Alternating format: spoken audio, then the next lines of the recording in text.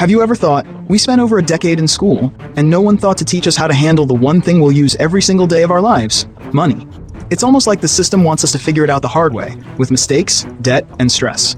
And that's why Andrew Hallam's story hits different. He wasn't some finance bro or tech startup millionaire. He was a teacher, a high school English teacher, living on an average salary, and yet he managed to retire as a millionaire because he just followed a few simple, boring rules that actually work. Rule number 1, the real test of wealth. So here's the thing nobody tells you about money. The hardest part isn't math, it's emotion. Seriously, the numbers are easy. The real battle happens in your head. Picture this, it's 2008. The market's crashing. You turn on the news and it's pure chaos. Red numbers everywhere. Millions lose their savings. Is this the next Great Depression? You check your portfolio and it's down 40%. Your brain starts screaming, do something. Sell before it all disappears. And then, when everything's skyrocketing, you feel that itch to buy more right at the top.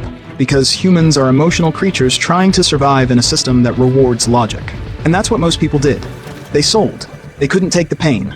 They thought they were protecting themselves. But by selling, they locked in their losses. They pulled their financial tree out of the ground to save it, and ended up killing it instead. Imagine your money as a tree you planted. You've watered it, cared for it, watched it slowly grow. But the moment a storm hits, a little thunder, some heavy rain, you panic. You grab a shovel, dig it up, and drag it inside so it doesn't get hurt. The storm passes, the sky clears, but your tree's gone. It never got the chance to grow into the shade you wanted to sit under. People didn't lose money in 2008 because of the crash itself. They lost it because of fear. And that fear is built into all of us. Psychologists call it loss aversion.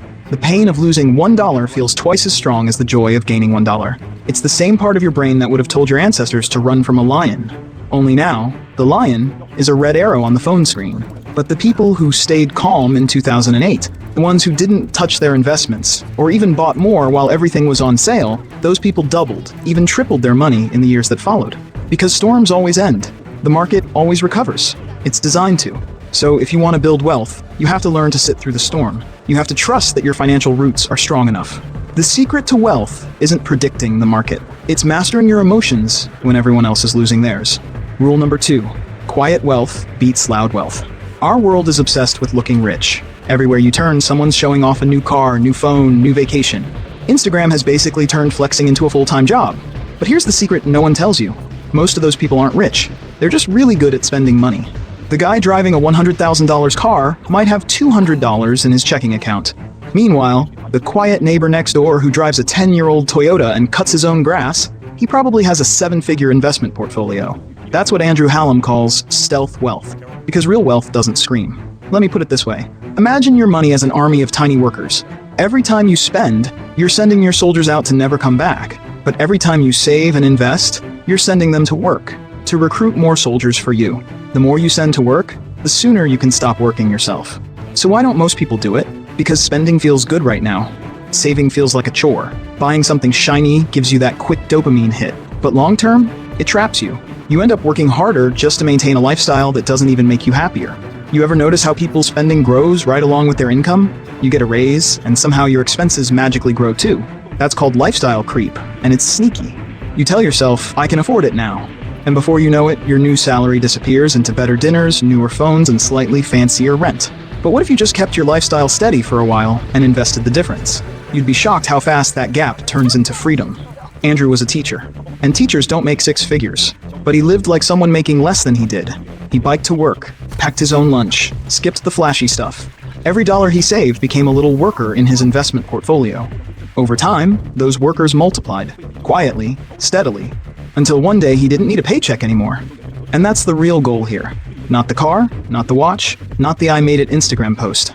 Alright, let's talk about what's probably the most underrated superpower in personal finance. Rule number 3, the power of compound interest. It sounds boring, but it behaves like magic when you give it time. Basically, your money doesn't just sit there. It makes tiny amounts of money, and those tiny amounts make more money, and then those make money. It's your cash quietly cloning itself while you sleep. And if you want the perfect example of how powerful that snowball can get, just look at Warren Buffett. When Buffett was 30, his net worth was about $1 million. By 50, he had around 70 million. Not bad, right? But by the time he hit 60, his net worth exploded to about 3 billion. And today, in his 90s, it's over $100 billion. More than 90% of his wealth came after he turned 60. Not because he suddenly found better investments, but because he'd been compounding for decades. That's the power of time. It's not about how much you start with, it's about how early and how consistently you let your money grow. Even small amounts, given enough time, turn into something massive. That's the part nobody sees.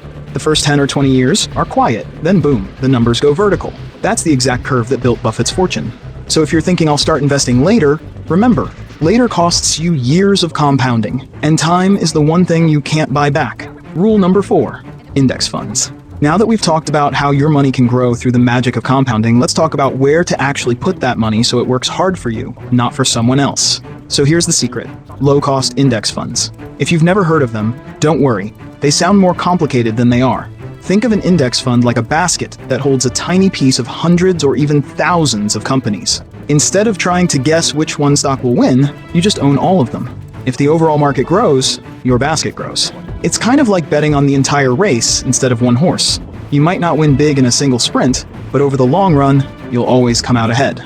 Now, here's why this matters. Cost. Most people invest through actively managed funds. Those are run by professionals who try to beat the market. But the truth, almost none of them do. In fact, studies show that over 90% of them underperform the market in the long run. And while they're failing to beat it, they're also charging you high fees, sometimes 1 or 2% a year. That doesn't sound like much, but over decades, that tiny percentage can cost you hundreds of thousands of dollars. Index funds flip that upside down. They don't try to beat the market. They are the market. They just quietly track it, with fees so low they're almost invisible. We're talking 0.05% or less. That means almost all your money stays invested instead of being eaten up by costs. Let's put that into perspective. Imagine 2 people invest $10,000 for 40 years, both earning 8% before fees. One pays 2% in fees each year. The other pays 0.05%. The difference? The low-cost investor ends up with around $230,000 more, just because they kept their costs low. Crazy, right? That's why Warren Buffett, the guy we just talked about, told his own family to put their inheritance in a low-cost S&P 500 index fund after he's gone. If it's good enough for him, it's probably good enough for the rest of us. Because over time, the stock market always goes up. Sure, it dips, crashes, panics, but if you zoom out, the line always climbs higher. And with index funds, you get to ride that long-term wave without the stress of trying to time the market. So if you're tired of the noise, tired of guessing games and get-rich-quick advice, keep it simple. Own the market, keep your costs low, and let compounding do the rest. Rule number 5, balanced portfolio. Andrew Hallam talks about, and it's one of my favorites, keep your portfolio simple and balanced. He explains it like cooking. You don't need 50 ingredients to make something great. You just need the right balance. In investing terms, that means balancing between stocks and bonds. Stocks are the exciting part. They grow your wealth over time. Bonds are the calm part. They keep you steady when things get rough. Hallam says stocks help you get rich, and bonds help you stay rich. So, how much of each? He doesn't give some magic number. It depends on your comfort level. If you're young and okay with a few ups and downs, maybe you lean more toward stocks. If you're older or just want more stability, you tilt toward bonds. The key is to build something that fits your life, something that lets you sleep peacefully even when markets get a little crazy. And he really pushes this idea of global diversification. He says, don't just bet on one country's future, even if it's your own. The world's economy is huge, and spreading your investments across different regions lowers your risk. It's like having teammates from all over the world. If one has a bad season, someone else is still scoring. And you can build this entire setup with just a couple of index funds. Hallam himself uses just a handful, one global stock index fund and one bond index fund. And if you like picking stocks for fun, he doesn't say you can't. He just says to keep it small, like dessert after dinner, maybe 5% or 10% of your portfolio. And he always says, don't let complexity impress you. Let simplicity make you rich. And that's a mindset shift most people never make. They chase excitement and end up chasing losses. Rule number 6, be wary of financial advisors. Picture this. You walk into a fancy office, big smile, nice suit, shiny desk. They offer you coffee and tell you they'll help you reach your financial goals. Sounds great, right? But behind the scenes, many of them get paid a cut every time you buy the products they recommend. Mutual funds, insurance plans, investment packages. The more you buy, the more they earn. So ask yourself, are they advising you or selling to you? Because a lot of financial advisors don't actually work for you. They work for commissions. You might see a 2% management fee and think, that's nothing. But over decades, that 2% doesn't just nibble at your returns, it devours them, like we talked about earlier. And here's the thing, not all advisors are bad. A good advisor is like a coach. They're on your team, cheering you on. A bad one is like a referee who also owns one of the teams. He tells his readers to look for fee-only advisors, people who charge you a flat rate or hourly fee for their advice, not a percentage of your portfolio. Or if your situation's not too complicated, Hallam actually encourages learning to manage it yourself. Remember his rule about index funds? They're designed so you don't have to pay a middleman. So before you hand over your savings to someone who promises to handle it all, ask the simple question, how do you get paid? If that question makes them uncomfortable, that's your answer. The financial industry is designed to look complicated, because if you think it's too hard, you'll keep paying for help. But it's not too hard. You're smarter than that. You just need someone to explain it in plain English. And that's exactly what this book, and this video, and this channel are about. So don't forget to like and subscribe so you don't miss any of the upcoming videos. Rule number 7, rebalancing. Rebalancing is like giving your portfolio a tune-up, just checking under the hood once in a while to make sure everything's running smoothly. Here's how it works. Let's say you set up your portfolio perfectly. 60% stocks, 40% bonds. Over time, the stock market goes wild. Everything's going up, your stocks are crushing it, and now you've got 75% stocks and only 25% bonds. Sounds awesome, right? But here's the problem. You're now taking on way more risk than you planned. If the market suddenly drops, that extra spice in your portfolio can burn you. So you rebalance. That means you bring things back to your target. You sell a little of what's grown too much and move that money into what's lagged behind. Basically, you're buying low and selling high without guessing or timing the market. But if selling would trigger taxes, you don't have to sell. Instead, just direct your new contributions toward whatever's fallen behind. For example, if your bonds are underweight, you stop adding to your stock fund for a while and put new money into the bond fund until it's back in balance. You don't need to do this often either. Once or twice a year is plenty. Think of it like trimming a bonsai tree. You don't hack at it constantly. You just make small, careful cuts now and then to keep it beautiful. And rebalancing automatically trains you to do the opposite of what most investors do.